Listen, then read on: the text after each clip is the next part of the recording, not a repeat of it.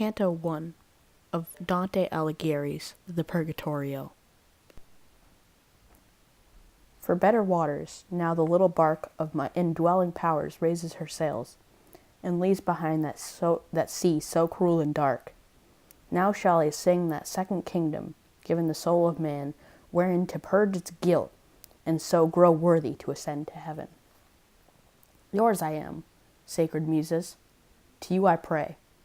Here let dead poetry rise once more to life, and here let sweet Calliope rise and play some fair accompaniment in that high strain, whose power the wretched Pierides once felt so terribly they dared not hope again.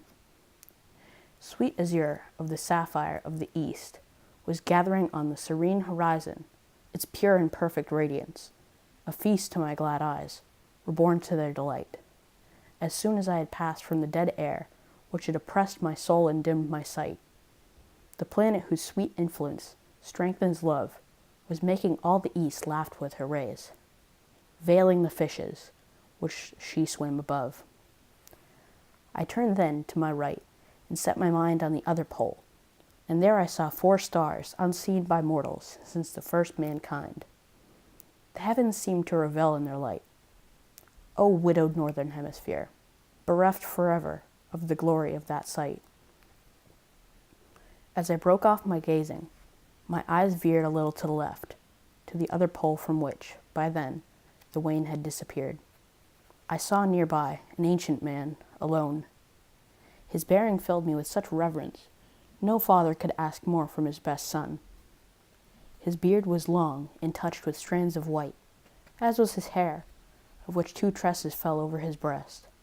Rays of the holy light that fell from the 4 stars made his face glow with such a radiance that he looked to me as if he faced the sun.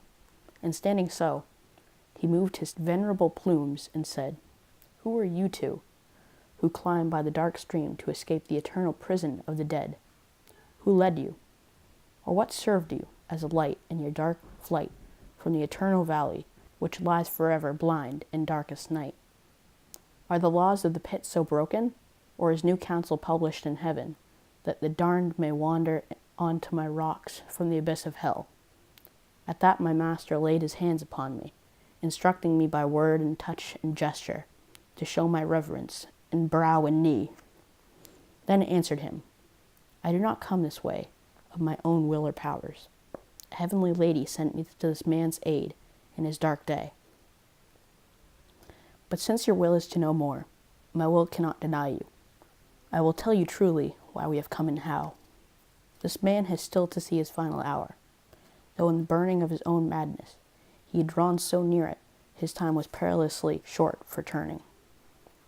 As I have told you, I was sent to show the way his soul must take for its salvation, and there is none but this by which I go. I have shown him the guilty people. Now I mean to lead him through the spirits in your keeping, to show him those whose suffering makes them clean. By what means I have led him to this strand to see you and hear you takes too long to tell. From heaven is the power and the command. Now may his coming please you, for he goes to win his freedom, and how dear that is the man who gives his life for it best knows. You know it, who in that cause of found death, sweet in Utica, where you put off that flesh which shall rise radiant at the judgment seat. We do not break the laws. This man lives yet, and I am of that round not ruled by Minos. With your own Marcia, whose chaste eyes seem set in endless prayers to you. O blessed breast to hold her yet your own. For love of her, grant us permission to pursue our quest across your 7 kingdoms. When I go back to her side, I shall bear thanks of you, if you will let me speak your name below." Marcia was so pleasing in my eyes, there on the other side, he answered then, that all she asked, I did.